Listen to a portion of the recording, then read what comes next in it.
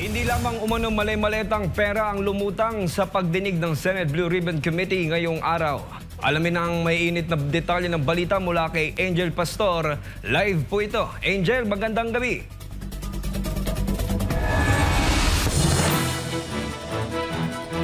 Yes, Kyle, magandang gabi. Sa kabila ng kautusan ng bagong liderato ng Senate Blue Ribbon Committee na kanselahin ang pagdinig, ay itinuloy nga ng Cayetano Block ngayong Huwebes ang ikasyam na hearing sa umano'y maanumalyang flood control projects.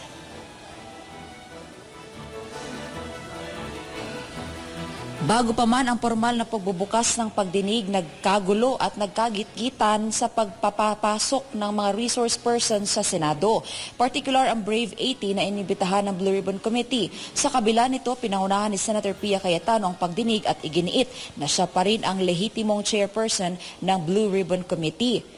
Natuloy ang pagdinig sa kabila ng suspension order na inilabas ng bagong Blue Ribbon Committee chairperson kasama sa pagdinig sina Senate President Alan Peter Cayetano, Senator Robin Padilla, Senator Amy Marcos, Senator Dante Marcoleta na siyang nag-preside ng hearing. Sa testimonya ng tinaguriang Brave 18, nagsimula umano ang operasyon noong 2022 at nagpatuloy hanggang 2025 noong panahon ni dating Ako Bicol Party List Representative Zaldico bilang Appropriations Chairs. Kinumpirma ng isa sa mga testigo na naghatid sila ng mga maleta na naglalaman umano ng pera kay dating House Speaker Martin Romualdez. Ayon sa kanilang salaysay, dinala umano sa Paway, Ilocos Norte para kay Pangulong Ferdinand Marcos Jr. Sabi mo nagde-deliver ka sa mga opisyal. Sino yung mga opisyal na yun? Magpangalan ka ng ilan o lahat ng naalala mo? Ang naalala ko, sir, si dating Speaker Martin Romualdez po. Meron po kaming video at saka mga pictures, Your Honor. Bukod kay dating speaker, sino pa? Na yung personal mo alam hindi makasama mo, ikaw mismo. Saka kay, yung dinala po sa Ilocos. Kami po yung nagdala doon sa Delta Gate, hangar sa Pasay. Yung 5 maleta po na dinala doon sa Ilocos, na dinala ni Sergeant Tobe at saka ni Boss Saldi. Para kanino naman yung dinala ninyo? Ang narinig ko po nun, sir, para kay President Marcos, sir. Narinig mo lang. Baka naman hindi totoo yung... Kasi nandun ka ba nung i-deliver?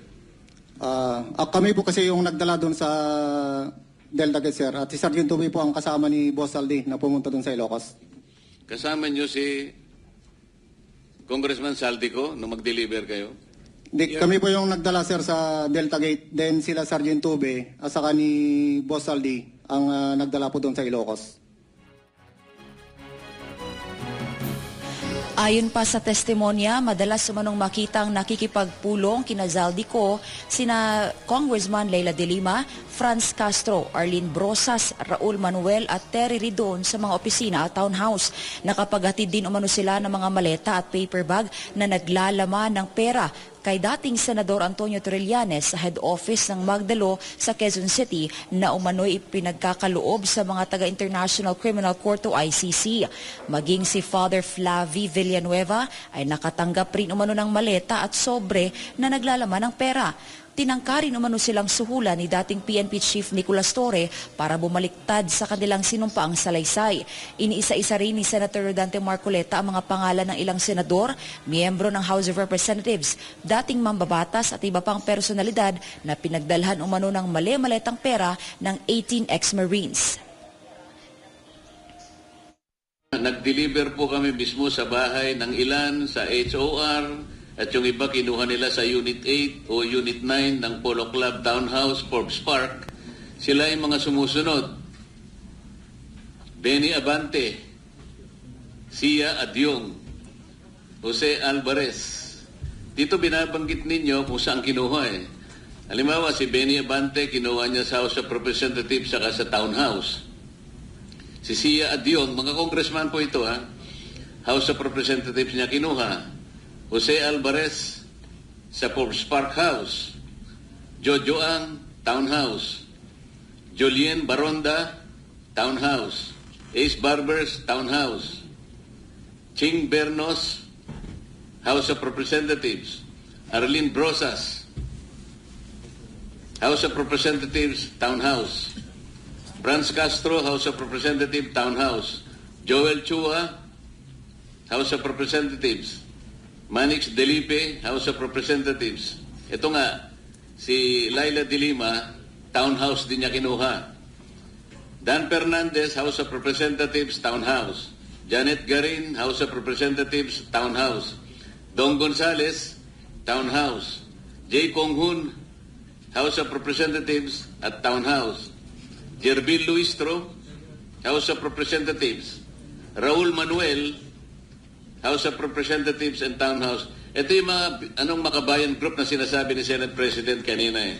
Raul Manuel, Franz Castro, Arlene Brosas.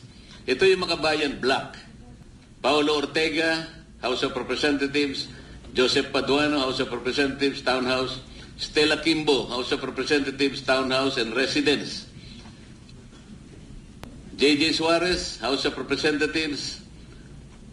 Erwin Tulfo, ayun, Green Hills, House of Representatives. Itong lahat po ng binanggit ninyo na mga ngayon ay naglilingkod na miyembro ng House of Representatives, yung iba naman ay wala na.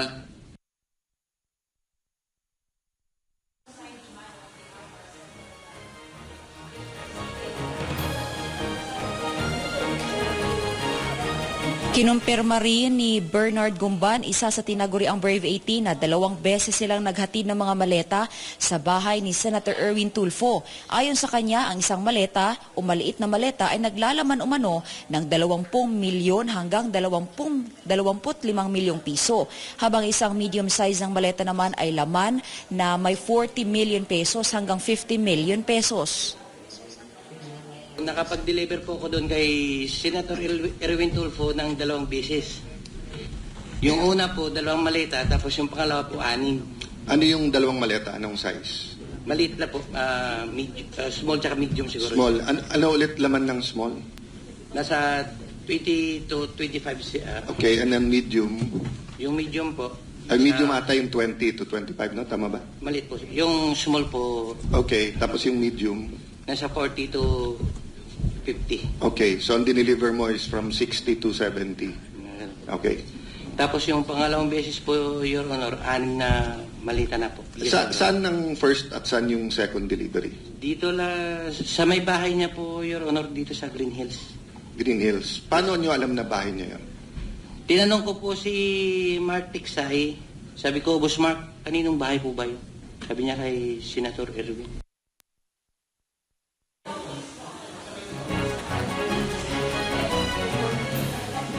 Apat na large na maleta rin di umano ang hinatid kay Senator Tito Soto noong 2024 bago ang campaign period. Ipinakita rin sa pagdinig ang mga larawan kung saan nakasakay sa helicopter sina Soto at Lacson na pagmamay-ari umano ni Zaldico.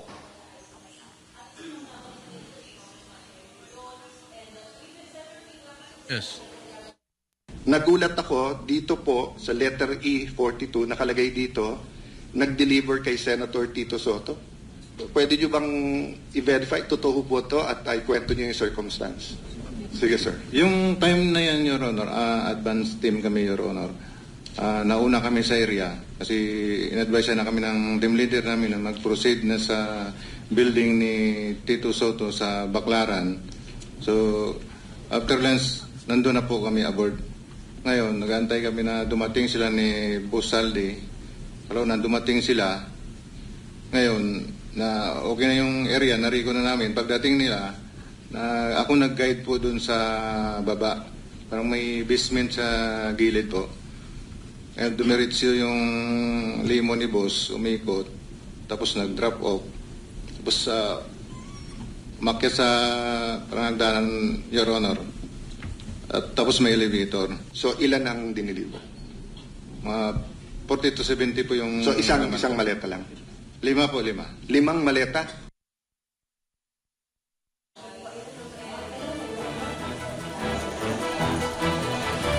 Tinawag naman na bogus hearing ng new majority block sa Senado ang ginawa ng Cayetano block. Giit nila irespeto umano ang Senate rules. Yung mga isinuwalat ng mga ex-Marines sa pagdinig kanina ng Blue Ribbon ay mariin namang itinanggi ng mga nabanggit. Itinanggi ni Senator Tito Soto ang aligasyon dahil hindi raw siya senador noong 2022 hanggang 2025 gaya ng nabanggit. Itinanggi rin ni Senator Erwin Tulfo ang mga aligasyon laban sa kanya at sinabi niyang sham hearing daw ito at hindi recorded dahil sa illegal umano ang pagdinig. Tinawag din niyang malaking kasinungalingan ng mga alegasyong tumanggap umano ang senador ng mali-maletang naglalaman ng pera. Samantala, Kyle, nagpadala naman ang Blue Ribbon Committee o ang bagong Blue Ribbon Committee Chairperson na si Senator Erwin Tulfo ng imbitasyon dito kina Attorney Lavito Baligod at sa 18 ex-Marines para sa isasagawangang flood control probe ng komite sa Lunes, June 8 at invited din dito ang lahat ng mga senador sa naturang hearing. Kyle. Maraming salamat, Angel Pastor, sa detalye ng iyong balita live.